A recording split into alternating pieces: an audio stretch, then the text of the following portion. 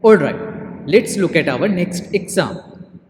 In this example, what we are trying to do, we are trying to read four different values, that is student number, which is a string. So you can read a string using the percentage sign S placeholder. Then we are planning to read an integer value from the file stream. Then we are planning to read a character value. So keep in mind, when you're reading a legal character, so we need to put a space in between the double quotes, saying that we want to skip the spaces like characters and we need to read some legal character. Right? So we are reading third value that we are reading is a character. Then the fourth value that we are reading from our file is the floating point value. Then that value will be stored in our GPA variable. Right? So in order to store those values, we have created those four variables, that is student number will be stored in a character array which can be stored in 20 different characters. Marks will be stored in an integer variable called marks. Grade is a character variable that will be stored a single letter character. Then the GPA is a floating point value, it can store decimal place value. Then what we have done, we have created a file pointer in order to open up our file. Then we have opened the student underscore data.txt file in the read mode to that FP file pointer. Then what we are doing, we are checking if file pointer is not equal to null. So that means that student data.txt file is available in the specified location with the specified name and that file pointer is not equal to null. Then we are going to read the string and that will be stored in student number. Then we are going to read the integer value that will be stored in the marks. Then we are going to read a character value that will be stored in a grade. Then we are going to read a floating point value that will be stored in a GP. Right? Then we are going to print those values in our standard output stream. After that, we are going to close the file. Right? So notice that in here, when we are reading the student number, we did not put the ampersand sign. So why we did not put the ampersand sign? Because student number is an array, right? So if you look at the declaration of the student number, it is a character array. So always array variable, it's containing the address of the first element. Right? So because of that, we don't want to get the address of that element again. So if you in here, it is just a variable. That's why you take the address.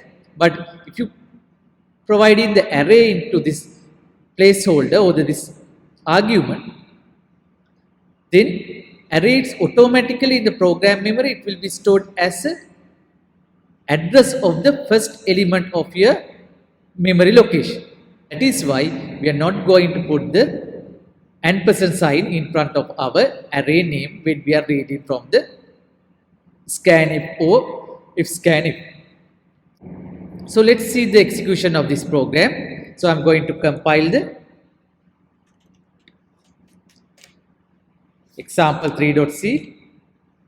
Then I'm going to execute. So now you can see it's reading my student number as PS 2019/001, then marks to be 70, grade to be A, GPA to be 3.42. If I look at the content of my student underscore data file, so you can see it has this kind of a content, right? So first student number is the 001, then the second his marks is 70, grade is A, GPA is 3.42. So that is what I have read in this program. So this I have read the information related to the first student. Right? So I hope everyone is clear with this example. So now think about, like, we want to read other three student information as well. What we need to do? So what we need to do? We have to copy this same for statement to read other four student information and do this one in 3 more times. But the problem is here, like, you can copy this set of statement and paste it in 3 more times, and it will read the next 3 students, student number, marks, grade and GPA respectively. But here, if you're doing everything with this if clause command, right? So if the file is available and it is properly opened for my FP file pointer, then I'm doing all the reading and all the processing tasks, right?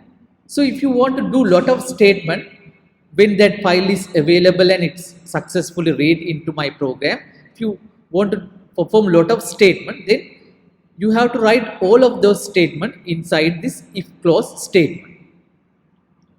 So that is sometimes it's kind of an inconvenient, right? So because of that, what we are trying to do, we are trying to switch this if condition and write this same program in a little bit different way, right? So that is what we are going to do in our next program. So look at our next program. So next program we have done the same thing, but now what we are doing, we are checking if my file pointer is equal to null, right? So if my file pointer is equal to null, what I am going to do, I am going to print unable to read the specified file, then I am going to exit from my program, right? So that means if there is no specified file in the current folder called student_data.txt, I do not want to further process this program. I'm exiting from my entire program execution. So that is what I am doing. What is the advantage of writing this if statement like this? Then what is the advantage? So you can have a nice if clause without writing all the other statement inside the if clause statement. You can get a nice program, because in here what I am telling, if this is equal to null, then print the unable to read the specified file, then exit from the program. If this condition become false, means then I'm not going to execute the inner part, then I'm going to execute the rest of the statement in my program, because now if this is not equal to null, means my program is able to successfully open my student_data.txt file in the read mode to the FP file point. That means it is not equal to null, then I'm going to do all the read state. Right, so let's try to execute this program. This has the same execution of our previous program. So I'm going to execute the example4.c program. Now you can see it's giving the same execution. But what is the difference between the previous program and this program? We have written the program in a little bit more efficient and more readable way. So now people can see easily, if my program cannot open the file, then I'm going to exit from my program. If my program successfully open the file, that means if not file point is not equal to null, then I'm going to do all the processing tasks relevant from the file, right? So this way it's implementing the same previous program that I have explained in the example 3, but in a little bit more readable and more efficient way, right? So I hope you all understand these two examples.